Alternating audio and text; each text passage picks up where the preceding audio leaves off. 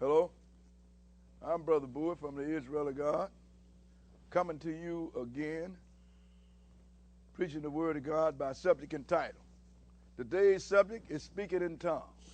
Speaking in tongues. You know, sisters and brothers, I watch people on TV and the preachers be talking, and all of a sudden they break off into a rendition of some language, supposedly, and it is a language that nobody else seems to understand. Mm-hmm. And where did all this come from? It came from this second chapter of Acts, sisters and brothers.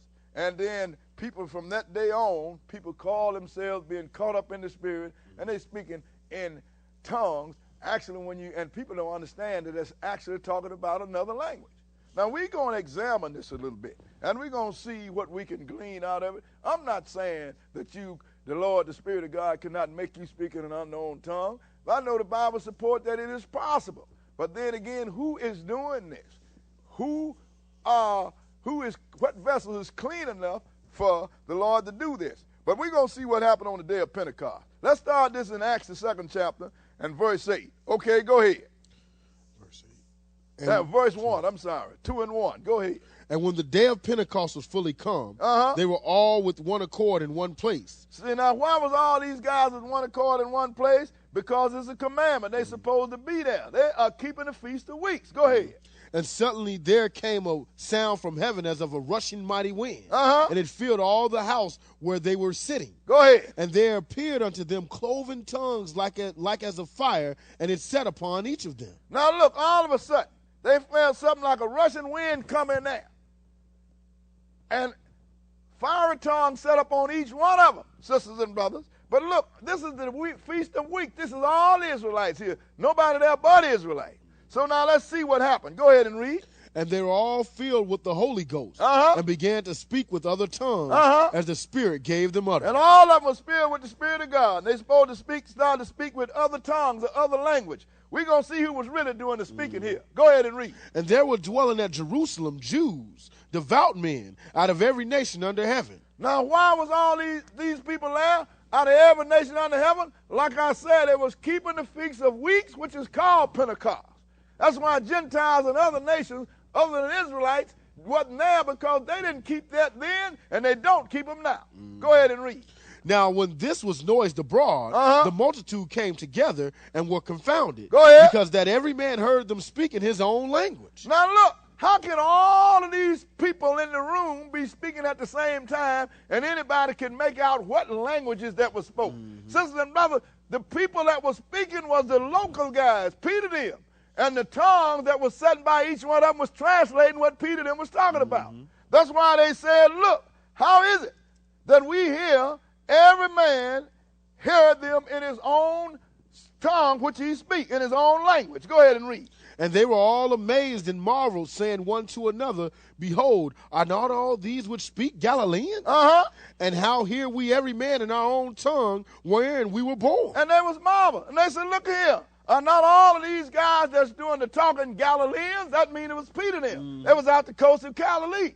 Why then, all of us that should come from all the nations under the sun, hear them speak in our own language wherein we was born? How was that possible? Because that's what the fiery tongue was doing. They was not speaking out. They was translating to everybody that was there. But you see that all the time at the UN. Everybody speaks in their own language, but then you have a translator. But this is something that's not new. Let me show you what the prophet told you what was going to happen here. Let's go into Joel, the second chapter, Joel chapter 2, and we're going to read one verse, verse 28.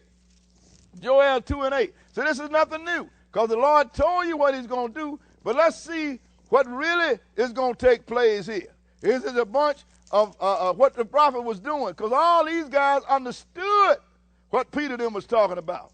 It wasn't a bunch of people there sitting down and didn't understand. They said, why then do we all hear him speak in our own language? 2 and 28, read it. And it shall come to pass afterward. Now this is Peter going to let these people know. This shall come to pass afterward. That I will pour out my spirit upon all flesh. And your sons and your daughters shall prophesy. I'm going to pour out my spirit upon all flesh. This is Peter saying. This is when it took place on the day of Pentecost. and your sons and your daughters shall prophesy. Go ahead and read. Your old men shall dream dreams. Your young men shall see visions. And your old men going to dream dreams, and his young men going to see visions. So starting in, God started to deal with them spiritually. However, sisters and brothers, this is what Peter was talking about here. Now let's go into Proverbs, the 1st chapter, because he said they're going to prophesy. They're going to prophesy. Whatever language that they're in, they're going to prophesy. Now let's go into Proverbs, the 1st chapter, and we're going to start at verse 22. Proverbs 1 and 22. 1 and 22. Okay, read it. How long, ye simple ones, will ye love simplicity? Now, this is what the Lord is telling people that love to walk around and do things that don't make sense. Try to speak a language that don't nobody understand. He said, how long will you simple ones love simplicity? Go ahead and read. And the scorners delight in their scorning. And the scorners delight in their scorning. Go ahead. And fools hate knowledge. And fools hate knowledge. How you going to hear something and you don't even know what they're talking about? Go ahead and read. Turn you at my reproof. Turn you at my reproof. Behold, I will pour out my spirit unto you. Behold, I will pour out my spirit unto you. Go ahead. I will make known my words unto you. And I will make known my words unto you, sisters and brothers. This is what it's all about. It's not about drama. It's not about getting all up in there. It is about the word of God. That's what the Lord said. Look, he's going to pour his spirit on you, and he will make known his words unto you. So how is he going to do that? We're going to show you how he's going to do that. Let's go into St. John, the 6th chapter. St. John, the 6th chapter. And let's start reading at verse 51. St. John 6 and verse 51. 6 and 51. Because he said, look, I'm going to pour my spirit upon you, and I'm going to make known my words unto you. Peter had already said, this is what the prophet Joel was talking about. Verse 51, go ahead. I am the living bread which came down from heaven. If any man eat of this bread, he shall live forever. He said, I'm the living bread that come down. Any man that eat of this bread shall live forever. Go ahead and read. And the bread that I will give is my flesh, which I will give for the life of the world. Go ahead. The Jews therefore strove among themselves, saying, how can this man give us his flesh to eat? Now, people want to know, how can this man give him his flesh to eat? So Jesus got tired and just got right to the point. Skip down to verse 63, and he's going to tell him what he's talking about. Go ahead and read. It is the spirit that quickeneth. It's the spirit that quickeneth. Go ahead. The flesh profiteth nothing. The flesh profited nothing. Go ahead. The words that I speak unto you, they are spirit and they are life. The words that I speak unto you, sisters and brothers, they are spirit and they are life. So what is it he going to pour out upon you? His words, sisters and brothers. That's what he's going to pour out on you. And he is going to make known his words to you. How can he make known his words to you unless he tell you? But people want to go off into a drama. But if you're going to speak in tongues, sisters and brothers, I'm going to show you what the Lord would rather you do. Let's go into 1 Corinthians, the 14th chapter. Because speaking this modern day speaking in tongues is nothing but, I say it's an embarrassment because people don't understand it. And then if you ask them, interpret, tell me something. And if they give you interpretation, if it's not written in the Bible, then whose tongue, whose words are they spreading? So look what Paul said concerning speaking in tongues. 1 Corinthians, the 14th chapter, and we're going to start at verse 1. 14 and 1. Go ahead and read. Follow after charity and desire spiritual gifts. Follow after charity and desire spiritual gifts. Go ahead. But rather that ye may prophesy. But rather that you may prophesy. Go ahead and read. For he that speaketh in an unknown tongue speaketh not unto men, but unto God. For no man understandeth him. Howbeit in the spirit he speaketh mystery. Look, say if you speak in an unknown tongue, say, man, you must be speaking to God because don't nobody else understand you. So howbeit you speaking mystery. So somebody's going to speak in an unknown tongue, and you can't even decipher what they say. You might be in trouble, sisters and brothers. I'm going to show you what I'm talking about. Let's go into 1 John, the 4th chapter, and look what the Lord had John to write. But if you are not understanding what they say, how can you do this? 4 and 1, just the first verse. Go ahead and read. Beloved, believe not every spirit, but try the spirits. Beloved, believe not every spirit, but try the spirit. Go ahead and read. Whether they are of God. Whether they are of God. Because many false prophets are going out into the world. Because many false prophets are going out into the world. So how is it you're going to try the spirit? In other words, how is you going to try his word if you can't understand what he is talking about? How do you know that the one standing in front of you ain't speaking in some tongue that's being led by an evil spirit? Oh, Brother Buie, you know, people don't prophesy or speak in tongues because of the evil spirit. Is that a fact? Let's go and look at something. Let's go into 1 Samuel 18th chapter. Because the Lord do a lot of things that we might understand, sisters and brothers, that we will be able to protect ourselves against the wiles of Satan. But if you want to make it easy for Satan, then worship something that you don't understand. 18 and 10. 1 Samuel, 18th chapter, and we're just going to read the 10th verse. Okay, read it. And it came to pass on the morrow that the evil spirit from God came upon Saul. Now look, the Spirit of God, the Holy Spirit left Saul, and now the evil spirit from God came upon, because God created all of them. Go ahead and read. And he prophesied in the midst of the house. And he did what? He prophesied. He prophesied in the midst of the house. The evil spirit had Saul prophesying. Finish that verse. And David played with his hand as at other times, and there was a javelin in Saul's hand. Now look, an evil spirit come up on Saul, and he prophesied. How would you know that he is an evil spirit if you can't understand what Saul is speaking? Because he said, I'm going to smite David to the wall. David knew what he was going to do. But if he said, I'm going to smite David to the wall in a language that David didn't understand, then David wouldn't have been able to duck when he threw the javelin at him. That's why you have to try the spirit. But you cannot try a spirit if you don't understand what they're talking about. Now let me go and show you something else. Them evil spirits do some big things, sisters and brothers. But then the Lord give them lead to do them big things, because when people don't obey God, he sent an evil spirit for you. Oh, Satan don't come by himself. He come by permission, or either by commandment. Now let me show you another evil king here. 2 Chronicles, the 18th chapter. 2 Chronicles, the 18th chapter. This is the evil king that the Lord had decided he was going to kill because of what his wife was doing. We're going to start at verse 18. Go ahead and read. And again he said, therefore hear the word of the Lord. I saw the Lord sitting upon his throne. Go ahead. And all the host of heaven standing on his right hand and on his left. And the Lord said, who shall entice Ahab, king of Israel, that he may go up and fall at Ramoth Gilead? Now look, Ahab was Jezebel's husband.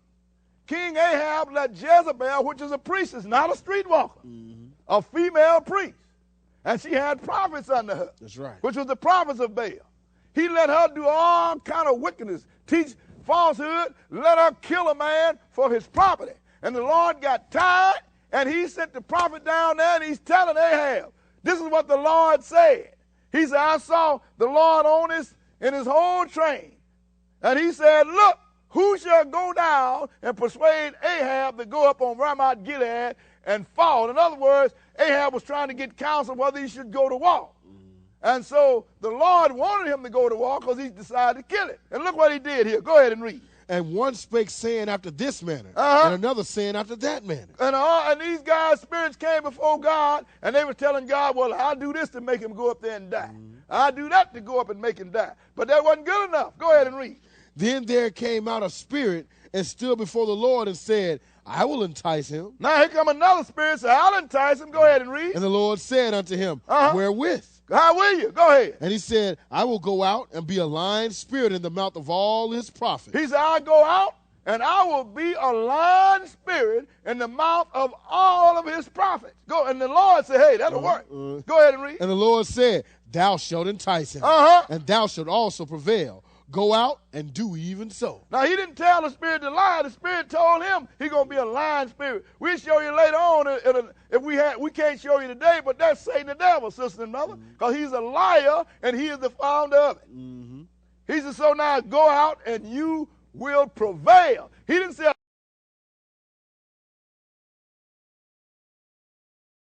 here. 2 Chronicles, the 18th chapter. 2 Chronicles, the 18th chapter. This is the evil king that the Lord had decided he was going to kill because of what his wife was doing. We're going to start at verse 18. Go ahead and read. And again he said, therefore hear the word of the Lord. I saw the Lord sitting upon his throne. Go ahead. And all the host of heaven standing on his right hand and on his left. And the Lord said, who shall entice Ahab, king of Israel, that he may go up and fall at Ramoth Gilead? Now look, Ahab was Jezebel's husband. King Ahab let Jezebel, which is a priestess, not a streetwalker, a female priest. And she had prophets under her. That's right. Which was the prophets of Baal. He let her do all kind of wickedness, teach falsehood, let her kill a man for his property. And the Lord got tired, and he sent the prophet down there, and he's telling Ahab, this is what the Lord said. He said, I saw the Lord on in his whole train. And he said, look, who shall go down and persuade Ahab to go up on Ramoth Gilead and fall? In other words, Ahab was trying to get counsel whether he should go to war. And so the Lord wanted him to go to war because he decided to kill it. And look what he did here. Go ahead and read. And one spake saying after this manner, and another saying after that manner. And these guys' spirits came before God, and they were telling God, well, I'll do this to make him go up there and die. I'll do that to go up and make him die. But that wasn't good enough. Go ahead and read. Then there came out a spirit and stood before the Lord and said, I will entice him. Now here come another spirit, so I'll entice him. Go ahead and read. And the Lord said unto him, wherewith? How will you? Go ahead. And he said, I will go out and be a lying spirit in the mouth of all his prophets. He said, I'll go out and I will be a lying spirit in the mouth of all of his prophets. Go. And the Lord said, hey, that'll work. Go ahead and read. And the Lord said, thou shalt entice him, and thou shalt also prevail. Go out and do even so. Now, he didn't tell the spirit to lie. The spirit told him he's going to be a lying spirit. We'll show you later on if we can't show you today, but that's Satan the devil, sister and brother, because he's a liar and he is the founder of it. He said, so now go out and you will prevail. He didn't say a lying spirit in the mouth of all of the street hustlers or in the mouth of all of the prostitutes. He said a lying spirit in the mouth of all of his prophets. So what did he say? Go ahead and read. Now therefore, behold, the Lord hath put a lying spirit in the mouth of these thy prophets, and the Lord hath spoken evil against thee. He said, look, therefore, the Lord hath put a lying spirit. He let that evil spirit speak to these people, and they lied to Ahab that he was going to prosper. But what if this lying spirit was done in an unknown tongue? If you knew the truth, you would know that he was telling you to go up and get killed, sister and brother. You can't try a spirit that you can't understand. You cannot decide that a language is against God if you don't understand it. Now let's go into 1 Timothy, the 4th chapter. Because the Lord said that this is going to happen, you're going to give heed to these bad spirits, sisters and brothers. And if you don't have no understanding, you don't know what you're doing. You don't know that it's an evil spirit. You don't have a clue of what's going on. 1 Timothy 4, and let's start at verse 1. 1 Timothy, the 4th chapter, and we're going to start reading at verse 1. Okay, go ahead. Now the Spirit speaketh expressly. Now the Spirit speaketh expressly. That in the latter time some shall depart from the faith, giving heed to seducing spirits and doctrines of devils. That in the latter time some shall depart from the faith, giving heed to seducing spirits and doctrines of devils. It is happening right now, but a lot of people don't know it because they don't have no understanding. Go ahead and read. Speaking lies in hypocrisy. Speaking lies in hypocrisy. Having their conscience seared with the hot iron. Having their conscience seared with the hot iron. So now, if your minister or whoever it is that's standing before you is being inspired by a seducing spirit or a lying spirit, and it's lying to you in a language that you can't understand, then how can you possibly deliver yourself? It is virtually impossible, sisters and brothers. It simply cannot. You need to know who you are being taught by. And if you don't understand, how can you possibly know it? That's why Paul said he would rather you deal with a language that you can understand. Now let's go back to 1 Corinthians, the 14th chapter. See, sisters and brothers, the Lord put all this in here so we would understand this. Get away from drama and get about finding out what thus said the Lord. Now 1 Corinthians 14, and let's start at verse 3. 14 and 3. Okay, read it. But he that prophesieth speaketh unto men to edification and exhortation and comfort. Now he that prophesied speaking unto men to edify them, to exhort them, and to comfort them, because they know what you're talking about. They have a end of their trial. Skip down to verse 5 and read it. I would that ye all spake with tongues. He said, I'd rather y'all spoke with a lot of languages. Go ahead. But rather that ye prophesy. But I would rather that you prophesy. Go ahead and read. For greater is he that prophesieth than he that speaketh with tongues, except he interpret. Now greater is he that prophesieth than he that speaketh in tongues, except he interpret. Go ahead and read. That the church may receive edifying. That the people there might be informed, sisters and brothers. Greater. Go ahead, skip down to verse 19 and go ahead. Yet in the church I had rather speak 5 words with my understanding, that by my voice I might teach others also. Now look what it said. I'd rather speak 5 words with my understanding that I might teach others also. Go ahead and read. Than 10,000 words in an unknown tongue. Than 10,000 words in an unknown tongue. So where's all this drama coming from that you need? You can't be saved unless you speak in tongues. Or you ain't full of the Holy Ghost unless you speak in tongues. Prophecy, that is what counts. Go ahead and read. Brethren, be not children in understanding. Howbeit in malice be ye children. Go ahead. But in understanding be men. He said, don't be children in understanding, be children in malice. But in understanding, he said, be men. Go ahead and read. In the law it is written. In the law it is written. With men of other tongues and other lips will I speak unto this people. And yet for all that will they not hear me. Look, he said, he said it's written in the law that with men of other tongue and other lips will he speak to this people. Still, all of that, they still won't hear me. Keep a finger here, and let's go and look in the law. Let's go into Isaiah the 28th chapter, because we want you to look at this, sisters and brothers.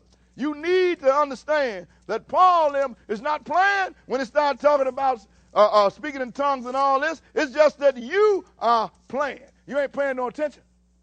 Now Paul said, in men, be children in malice, but in understanding be men, because in the law it is written, with men of other tongue will I speak to this people. And we're going to start reading at 28 and verse 9. 28 and 9. Okay, go ahead. Whom shall he teach knowledge? The Lord said, whom shall he teach knowledge? Go ahead. And whom shall he make to understand doctrine? And whom shall he make to understand doctrine? That's his word. Go ahead and read. Them that are weaned from the milk and drawn from the breast. Those that are weaned from the milk, what? The sweet milk of the word, sisters and brothers, and drawn from the breast. Go ahead. For precept must be upon precept. For precept must be upon precept. Precept upon precept. Precept upon precept. Line upon line. Line upon line. Line upon line. Line up on line. Go ahead. Here a little. Here a little. And there a little. And there a little. For with stammering lips and another tongue will he speak to this people. For with stammering lips in another tongue will he speak to this people. In other words, I'm going to speak to them in whatever language that I find them at.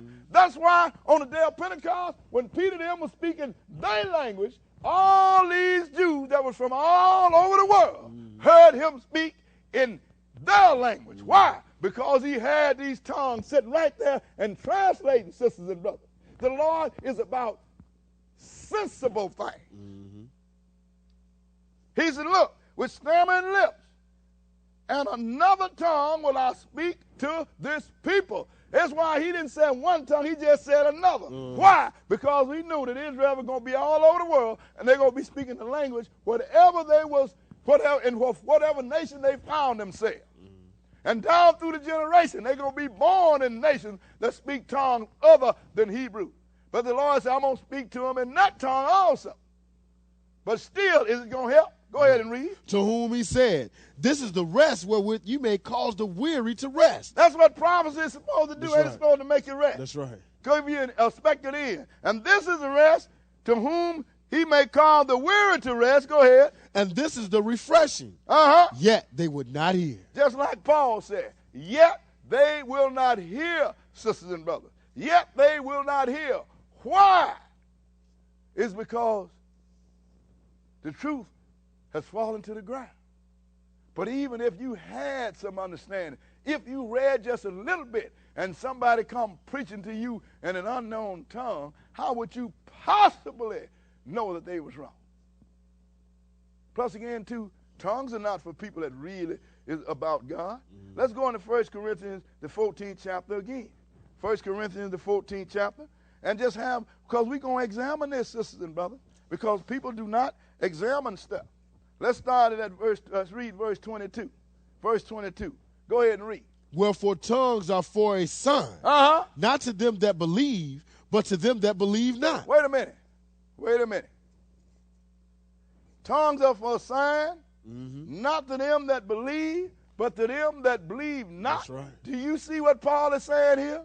It is for a sign, not to them that believe, but to them that believe not, sisters and brothers. In other words, it is some kind of drama to get your attention. But hold your finger there. We're going to go and show you what the Lord think about signs. Because they asked Jesus about a sign. Let's go into Matthew, the 12th chapter. Matthew, the 12th chapter. So tongues are for signs, not for believers, but for non-believers. Because if you need a sign, then you don't believe in God. Verse 38, go, because they asked Jesus about a sign. Go ahead and read. Then certain of the scribes and the Pharisees answered, saying, Master, we should see a sign from thee. Now, they wanted to get a sign from Jesus to see whether he was the Messiah or whether he was the Christ or the anointed one. He said, we should see a sign from thee. Go ahead and read. But he answered and said unto them, An evil and adulterous generation seeketh after a sign. He said, an evil and adulterous generation seeketh after a sign. Oh, an evil and adulterous generation? Go ahead and read. And there shall no sign be given to it, but the sign of the prophet Jonah. And there shall no sign be given to it but the sign of the prophet Jonah. And what is that? Go ahead and read. For as Jonah was 3 days and 3 nights in the whale's belly, so shall the Son of Man be 3 days and 3 nights in the heart of the earth. Now look, so as Jonah was in the belly of the whale for 3 days and 3 nights, so will the Son of Man, talking to himself, be in his grave for 3 days and 3 nights. He's an evil in a generation looking for a sign, and he gave them one sign, and they messed that up. How did they mess that up, Brother Buie? It's because that sign was that he was the Christ. That's right. That means he had to be in there 3 days and 3 nights. But we're teaching nowadays that Jesus died on Good Friday and rose Easter Sunday morning. Now you sit down with your pencil and paper and get 3 days and 3 nights from Friday evening to Sunday, Good Friday evening to Easter Sunday morning. Impossible. So they messed that sign up. An evil and adulterous generation seeketh out the sign. And speaking in tongues is a sign. Now go back to 1 Corinthians, the 14th chapter, and read that 22nd verse in its entirety. Go ahead and read. Wherefore tongues are for a sign. And the Lord said, the evil and adulterous generation seeking after the sign. Right. Do it. Go ahead and read. Not to them that believe. Not to them that believe. But to them that believe not. But to them that believe not. Go ahead. But prophesying serveth not for them that believe but not. Prophesying serveth not for them that believe not. Go ahead. But for them which believe. But them that believe, sisters and brothers. The Lord said, I speak plain and give you clear instructions. Like remember our Sabbath day to keep it holy. Keep my commandments. Don't eat things that I don't want you to eat. I have clearly written it, and you will not obey them. How is it that you're going to obey a language that you can't understand? For whatever that's worth to you, sisters and brothers, I just gave it to you. Good evening.